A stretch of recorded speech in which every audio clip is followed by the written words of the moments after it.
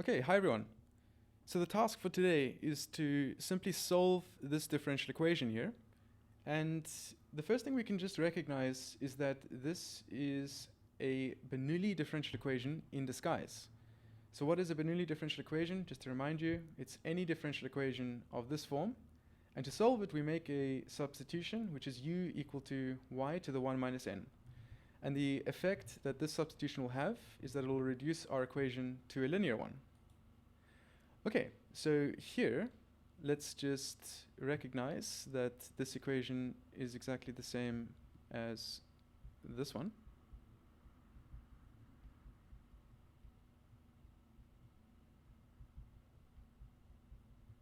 And so we can identify the parameters here in the general form. This is the p of x in the specific case. This here is the f of x. And the important thing is the n, which is this here. So n in this specific situation is minus 1. Okay, so using our substitution, we know that u should be equal to y to the 1 minus n, which in this case is y to the 1 minus minus 1. And this here is just y squared. Okay, so now we have u is equal to y squared. And now what's the next goal? Well, our goal is to replace every occurrence of y with whatever it is in terms of u. So if u is equal to y squared, then we immediately have that the square root of u is equal to y. You may be asking, well, why not negative y? Well, you could choose that if you like. But the important thing here is that you just choose one function. You can either choose negative y or y. Okay, now what about the dy dx? Well, this is also something that we have to write in terms of u. So in order to do that, let's differentiate both sides of this equation here, and you get du dx is equal to, now this is supposed to be a function of x. So how do you differentiate the y squared? Well, using the chain rule, or implicitly. So you get 2y times dy dx. And now you can solve for dy dx, and you get dy dx here is equal to a half y to the negative 1 times du dx. Now we're not quite done, because we still have this y to the negative 1. And that needs to be replaced by something in terms of u. And we can do that because if y is equal to square root u, well, that just means that 1 over the root of u is equal to 1 over y. In other words, y minus 1. So in fact, we do have dy dx. It's just equal to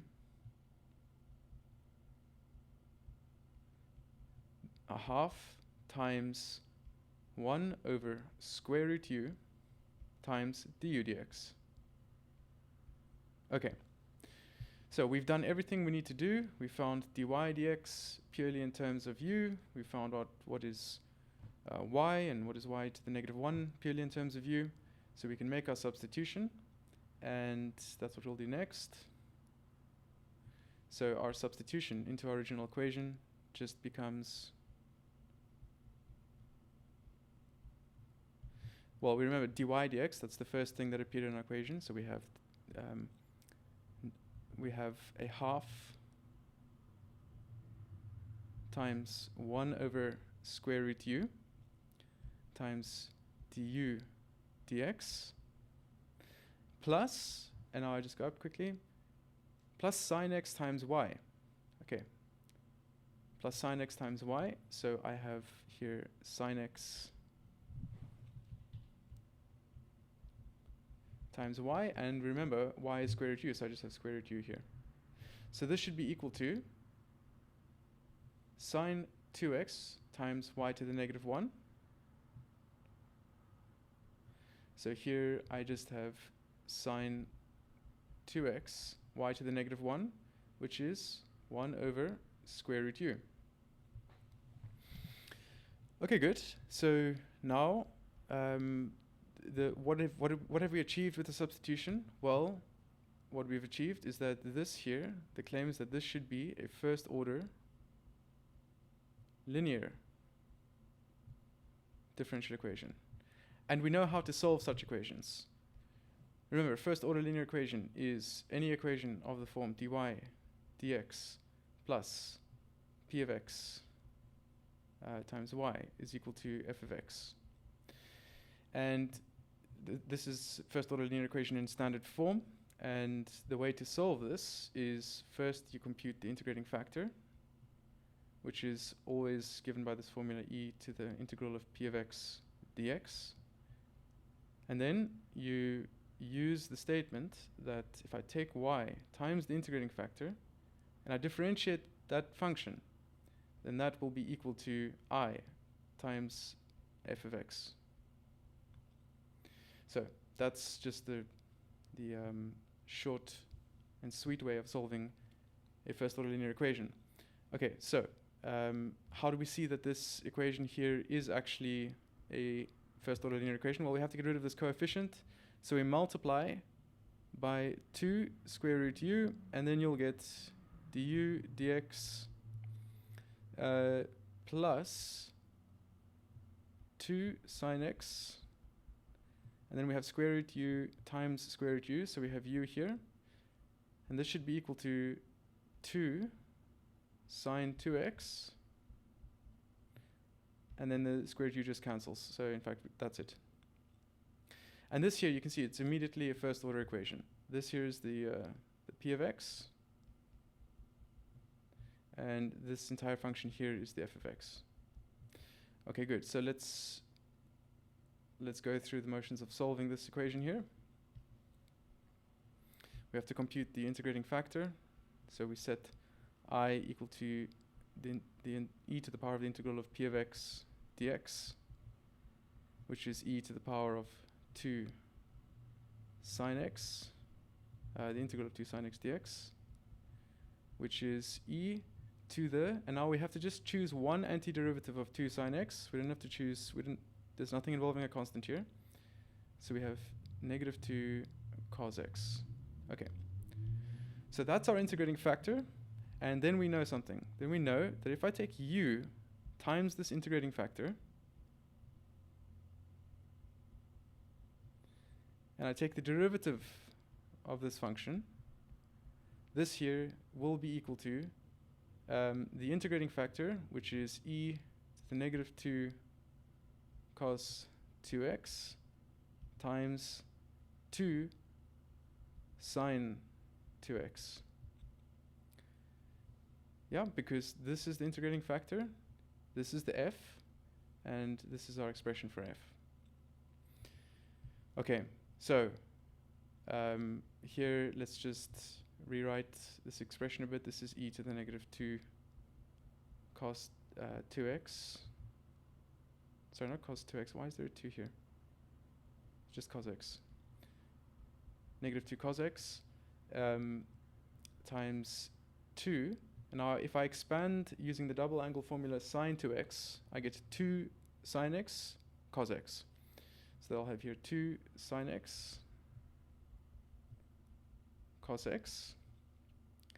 And this here is just going to give us that u times e to the negative 2 cos x is equal to an antiderivative of e to the negative 2 cos x times, and by the way, I made another mistake. 2 times 2 is not 2, it's 4. So here's 4 sine x cos x dx. Okay, good. So this is where we are. Let me just get some more space for us. So we have to solve this integral here. Now this looks, at first glance, this looks like a very tricky integral. But if you come up with the idea that a substitution will be good, well, then the question is which substitution? And usually the exponent of the E in such situations will give us a clue. So let's take, let's say V is equal to this exponent, negative 2 cos x. Then dV is 2 sine x dx. Good. So this substitution is good because we actually do have a sine 2x here. That will come from the 4 sine x here. But now we need to represent cos x purely in terms of V. And using this equation for V, we'll just get that negative a half V is equal to cos x. Great. So our entire equation simply becomes u e to the V is equal to the integral e to the V times negative, well, 2 first. Let's just be careful here. 2. And now the 2 sine x dx becomes a dv. So here's the dv. And then I'm left with the cos x times 2. So that's why the 2 appears here. And remember, cos x is negative a half v. Okay, good. So here I just have negative the integral e to the v times v dv, which is just equal to negative. And now you may say, how do I integrate this function here? Okay, well, this is a very simple integration by parts. So I'll just tell you how to integrate it, and then I'll leave it to you. This is integration by parts. An antiderivative for e to the vv is just e to the v times v minus e to the v. And then I have this arbitrary constant. And now I'm changing too many colors. Good. So just to rewrite the whole equation, this becomes e to the v minus e to the v times v plus c.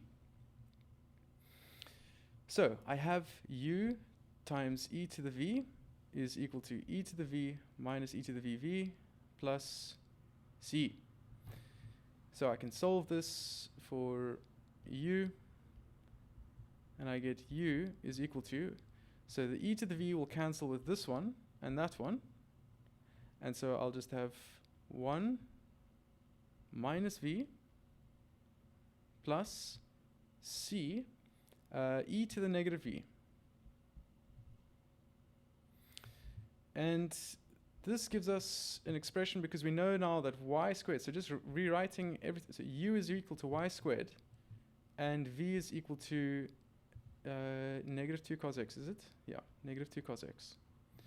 So for this reason, I have y squared is equal to 1 minus negative 2 cos x plus c e to the negative 2 cos x, so just 2 cos x. Okay. And let's just rewrite this without any negatives.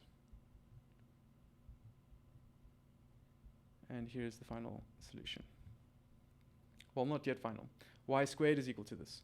So this tells us that y is just equal to the square root of 1 plus 2 cos x plus c e to the 2 cos x. And if y squared is equal to this, then there's 2 possibilities. So it's this and the negative of this, of the square root. Y is equal to negative the square root of this. Okay, so that does it for this Bernoulli equation. So this just gave you a quick example of how to solve a Bernoulli equation. And you can see there's a few steps involved here, but it just shows you that if you carry out the procedures very carefully, you can get to the correct answer.